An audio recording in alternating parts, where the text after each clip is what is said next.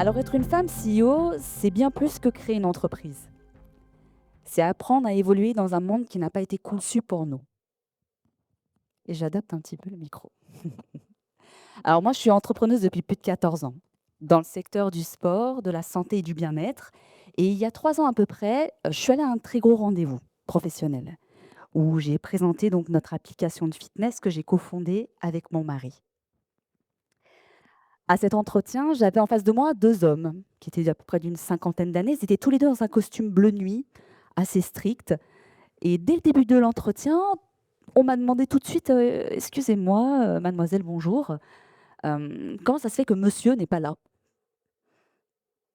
Sachant que, bien entendu, d'un ton un petit peu agacé, on avait prévenu que je serais toute seule à ce rendez-vous. Alors je commence ma présentation, il y avait convenu d'une petite heure d'entretien et au bout de 10-15 minutes, j'ai mon deuxième interlocuteur qui m'a dit cette phrase dont je me souviens encore très bien: «D'accord mademoiselle, vous êtes charmante, merci pour la présentation. Mais, comment est-ce que vous voulez qu'on avance, si monsieur n'est pas là?» Moi, j'aurais bien aimé que ce soit lui qui nous présente, son projet. Son projet. J'ai compris qu'on me prenait pas trop au sérieux, qu'on me prenait même un petit peu de haut, hein, je vais pas vous mentir. Il s'est retrouvé on a repris rendez-vous 3 semaines plus tard et cette fois-ci, mon mari était là. On a fait, à tour de rôle la présentation, le discours était identique, mais le regard, lui, les réactions étaient différentes. D'un seul coup, on avait toute l'attention de ces messieurs. Les questions avaient changé. Et bien sûr, ils préféraient s'adresser principalement à mon mari plutôt qu'à moi. C'était à peine si on me regardait, si on m'adressait la parole. Et moi, ce jour-là, j'ai eu un déclic. J'ai compris que les femmes entrepreneuses, elles jouaient pas avec les mêmes règles du jeu que les hommes. Et quand on creuse un petit peu, c'est pas si étonnant que ça. Si on regarde l'histoire économique, si on regarde la manière dont est fait le monde entrepreneurial, tout ça s'est construit au 19e siècle, il y a fort longtemps. À une époque où les femmes ne votaient pas, ne travaillaient pas et où elles restaient principalement à la maison à s'occuper du foyer. Donc ça veut dire que les codes économiques ont été écrits par des hommes pour des hommes. Et ça, bien avant que nous, les femmes, on ait notre place autour de la table. Alors on pourrait se dire quand même que depuis le 19e siècle, ça a un petit peu changé, que ça a un petit peu évolué, qu'on est quand même au 21e siècle. Mais quand on creuse, on se rend compte que pas tant que ça. On va parler un petit peu chiffres. Il faudra attendre 1965 pour que les femmes aient le droit d'ouvrir un compte bancaire sans l'autorisation de leur mari. Qu'elles aient le droit de travailler librement, de détenir leurs propres biens et d'ouvrir une entreprise. Il y a 61 ans seulement. 1965, c'était hier. J'ai 33 ans, c'est le double, enfin c'est même pas la moitié, c'est même pas le double de mon âge. On creuse encore, aujourd'hui, 90% des entreprises sont fondées et dirigées par des hommes. Et même dans les secteurs d'avenir les plus récents comme l'intelligence artificielle, on se rend compte que les femmes ne représentent que 10 à 15% seulement des personnels dirigeants et des fondeurs. Donc on est une minorité dans l'entrepreneuriat, toujours. Et ça, c'est les statistiques qui le prouvent. Mais au-delà d'être une minorité, on se rend compte même que les femmes entrepreneuses, elles n'ont pas la même manière d'être accueillies par les médias que les entrepreneurs masculins. Je vais vous donner une anecdote très précise. Il y a une vidéo sur YouTube qui existe depuis 2022. Elle est incroyable. C'est une vidéo interview, caméra cachée, faite pour une expérience sociale avec des très gros entrepreneurs comme Xavier Niel, enfin, les pontes un petit peu de l'entrepreneuriat français. Et vraiment, le concept, il est génial, mais il est très basique. C'est on va poser les mêmes questions qu'on pose habituellement aux entrepreneuses féminines, mais aux entrepreneurs masculins. Et bien sûr, la journaliste, c'est une femme. Donc, c'est vraiment parfait. Donc, la vidéo, elle commence et on a des phrases pépites, comme par exemple, alors il faut contextualiser, c'est une vidéo, enfin, une interview qui est très très sérieuse. La première phrase, c'est: «Bravo, monsieur, quelle carrière, c'est impressionnant de voir un homme de votre âge dans de telles fonctions. Vous devez sûrement recevoir des critiques absolument tous les jours. Comment est-ce que vous les gérez? La deuxième question, pareil. Alors vous êtes à des fonctions impressionnantes de votre carrière dans lesquelles vous devez douter absolument tous les jours. Comment est-ce que vous gérez le syndrome de l'imposteur? Et ma préférence va à une question qui arrive vers la fin, bien sûr posée à un vieux monsieur, un gros entrepreneur, expérimenté. Alors super, l'interview s'est super bien passée. Maintenant, on va passer à la question que tout le monde se pose. Dites-nous, quelle est votre morning routine? Donc bien sûr, il y a des moments de blanc, hein, de malaise pendant cette interview, c'est génial à voir. On se rend compte qu'ils sont totalement déstabilisés, que les questions les mettent mal à l'aise. Certains sont agacés, on leur fait perdre leur temps à ces grands monsieur. Ils comprennent pas pourquoi on leur pose des questions si personnelles, si intrusives ou si décorrélées de leur statut d'entrepreneur expérimenté. Et quand on pose des questions qu'on pose habituellement aux femmes à des entrepreneurs masculins, bah, d'un seul coup, les questions, elles paraissent ridicules, elles paraissent stupides, voire un peu déplacées.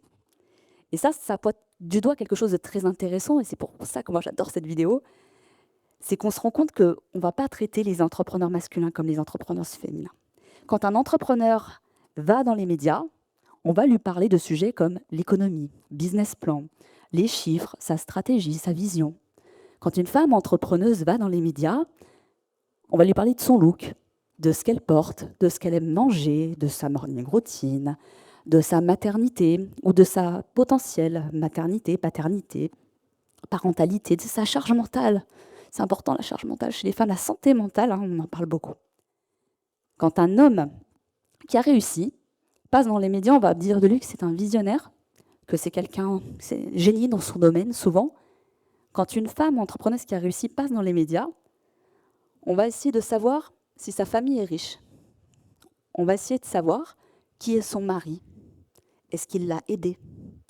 Est-ce qu'elle a été pistonnée, cette femme? Qui est-ce qu'elle connaît? Comment est-ce qu'elle en est arrivée là? Qui l'a aidée? On va chercher une justification à son succès. Alors pour les femmes entrepreneuses, il reste qu'une seule solution. C'est créer sa propre chance, ses propres opportunités. Moi, personnellement, il y a 15 ans, j'ai décelé très rapidement que sur les réseaux sociaux, il y avait une opportunité. Au tout début, il y a 15 ans. Il faut vous dire que les réseaux sociaux en 2011, ce n'était pas du tout comme on les connaît aujourd'hui, hein. C'était le jour et la nuit. Une autre époque, ce qui ne me rajeunit pas. Mais il faut vous dire que j'ai décelé tout de suite qu'il y avait une opportunité dans le fitness, dans le sport, qu'il y avait un besoin, qu'il y avait une demande, qu'il y avait des choses qui manquaient. Et j'ai senti qu'il y avait des places à prendre. Et j'ai suivi toujours mon intuition. À cette époque, je me souviens encore très bien, moi je vis chez mes parents, j'ai la vingtaine passée à peine, et je travaille dans le commerce pour me faire de l'argent parce que l'influence, ça payait pas, les placements de produits, ça n'existait pas. Et j'avais pas de matériel, les iPhones, tout ça, c'était tout pourri, j'avais des caméras qui filmaient mal, j'avais pas de connaissances, pas d'abonnés, rien, je partais de zéro. Et en plus, je me prenais les réflexions de mes collègues de travail et de certains membres de mon entourage qui croyaient pas du tout en ce que je faisais, qui comprenaient pas ce que je faisais. Mais j'ai continué de suivre mon intuition.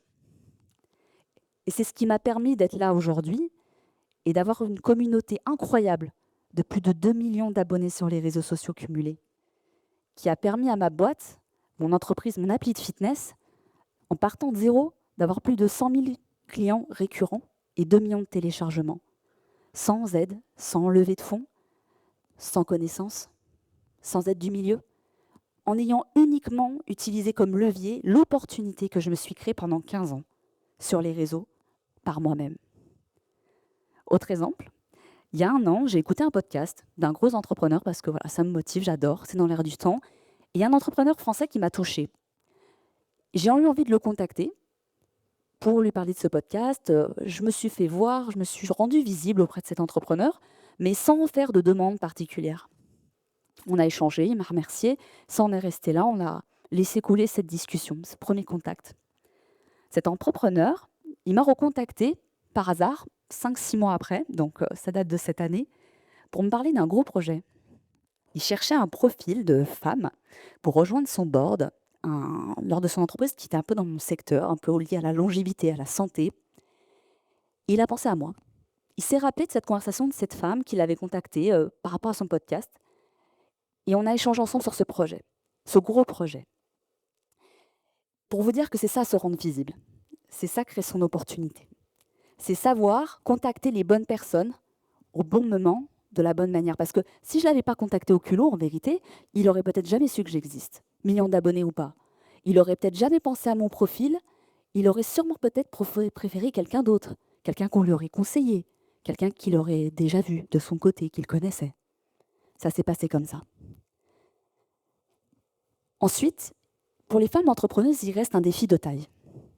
Un grand défi, c'est celui de créer sa crédibilité, mais sans se trahir. Comment construire la femme qu'on sera demain, alors que l'entrepreneuriat, ça a été régi par beaucoup de codes masculins, on l'a vu précédemment. Et je m'excuse pour mon micro, j'espère que ça va pour vous. Ce que je veux vous dire, c'est qu'on attend des femmes, souvent, qu'elles soient déterminées et fortes, mais attention, il ne faut pas qu'elles soient trop arrogantes non plus. Il faut qu'elles soient leaders, mais attention, sans prendre trop de place. Il faut qu'elles soient apprêtées, il ne faut pas qu'elles soient négligées. Les femmes, ça doit avoir une bonne tenue, mais attention, il ne faut pas être trop séduisante. Sinon, on est une plante verte. Sinon, on est une potiche. Du coup, c'est ce qui fait que dans l'entrepreneuriat, parfois, on demande aux femmes, avec cette dualité, beaucoup trop de choses. Il y a une étude qui est sortie récemment, une étude mondiale, qui a prouvé que 75% des femmes qui ont fondé des entreprises et qui les dirigent ont connu au cours de leur carrière un syndrome de l'imposteur ou un fort sentiment d'illégitimité. Et ça, ce n'est pas dû au hasard. C'est parce qu'on demande aux femmes d'encaisser beaucoup de costumes en même temps au quotidien. Je vais vous les présenter, bien sûr. Le portant est magnifique. Le premier costume, regardez, il est à la couleur du TEDx. Pas choisi au hasard. C'est le costume de la chef d'entreprise. C'est celle qui fait des choix rationnels avec calcul, maîtrise, qui connaît aussi son business, qui va permettre de le faire croître et grandir. C'est la CEO qui gère sa boîte, corporate et linéaire, qui sait où va sa trajectoire. Quand on est CEO, on est aussi amené parfois à être personnalité publique. C'est souvent le dirigeant qui va être l'image et le visage de son entreprise.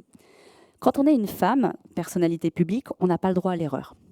On se doit d'être une boss girl, inspirante, bienveillante, pour inspirer les autres femmes, et en même temps d'être ultra, très corporate, très lisse, parce qu'on n'a pas le droit d'avoir des dramas, etc. Beaucoup moins le droit à l'erreur que les hommes. On attend aussi, alors c'est en deux parties, hop, petit ensemble, que les femmes prennent soin d'elles. J'ai matérialisé ça sous la forme du sport, parce qu'en plus c'est mon domaine, mais on attend des femmes qu'elles arrivent à tout maîtriser et qu'en plus elles n'aient pas une hygiène de vie trop pourrie. Qu'elles prennent soin d'elles, leur corps aussi parfois, qu'elles mangent bien, qu'elles mangent clean, qu'elles montrent l'exemple, que leur hygiène de vie soit le reflet de leur société. On peut aussi avoir le costume de la compagne, de la femme, celle qui continue d'être dans la séduction, celle qui continue d'entretenir son mariage, son couple, qui n'est pas là trop carriériste à être de son côté, qui continue d'être présente dans son foyer. On peut avoir encore un dernier costume, un avant-dernier, c'est celui plutôt de la vie sociale. C'est celui où on attend des femmes qu'elles soient toujours bien présentes émotionnellement et disponibles pour leur entourage. C'est-à-dire là pour l'éducation de leurs enfants, pas trop carriéristes comme on le disait, là pour leurs parents aussi, on ne les abandonne pas, et pas trop éloignées de ses amis. Parce qu'attention, un homme qui s'éloigne, c'est un homme qui fait son train de son côté. Une femme qui s'isole, ça peut vite devenir une garce. Et le dernier costume, alors je ne dirais pas que c'est mon préféré, mais c'est celui qu'on porte le plus, c'est la cape. La cape, c'est la super-héroïne. C'est celle qui supporte beaucoup de choses sur son épaule, sur ses épaules. C'est presque, voilà, aussi la cape qu'on pourrait mettre sur tous les autres costumes, c'est la carte de la charge mentale. C'est celle qu'on a le plus, qui nous empêche de flancher. On n'a pas trop le droit d'avoir des états d'âme, on doit toujours être forte quand on est une femme. On doit être courageuse. Et en même temps, on porte le poids du monde sur nos épaules.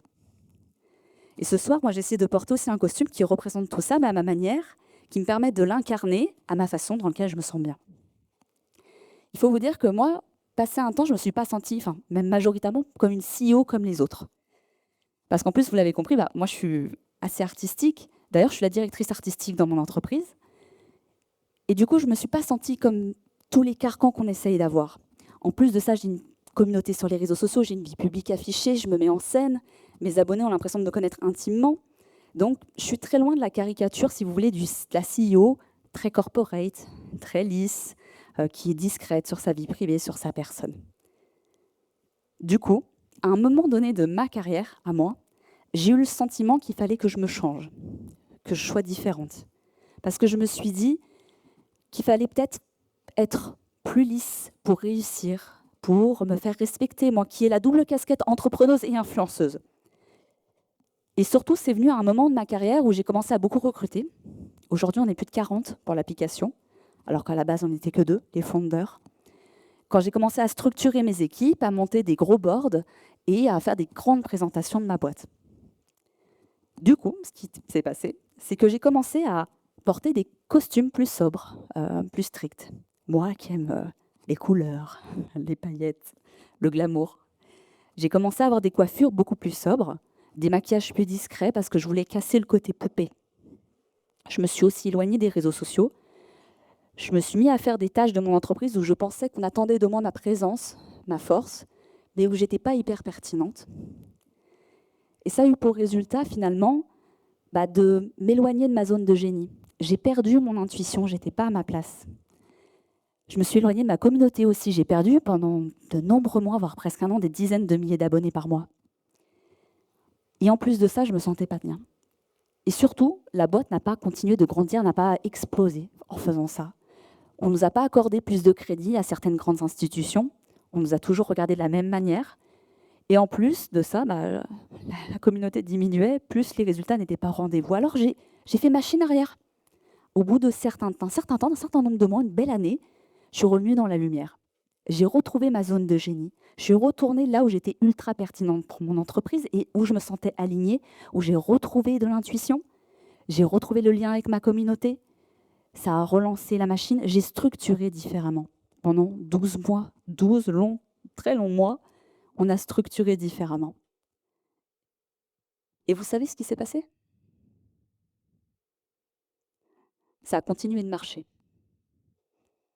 Voire même ça a marché encore plus. On a continué de faire 30% de croissance par an. Et en 12 mois, au lieu de perdre des dizaines de milliers d'abonnés, j'ai pris 350 nouvelles mille personnes qui ont rejoint ma communauté et celle de ma marque. Cette expérience, elle m'a appris qu'il n'y avait pas qu'un seul modèle de CEO femme. Et ça, c'est bien. Ça veut dire qu'on n'a pas besoin de se travestir pour continuer de grandir. Qu'on ne se fait pas forcément respecter uniquement parce qu'on va porter un costume noir et un chignon bas. Et surtout, ça m'a appris qu'une femme entrepreneuse particulièrement, elle va réussir si elle respecte ces 3 règles importantes. La première, c'est suivre son intuition.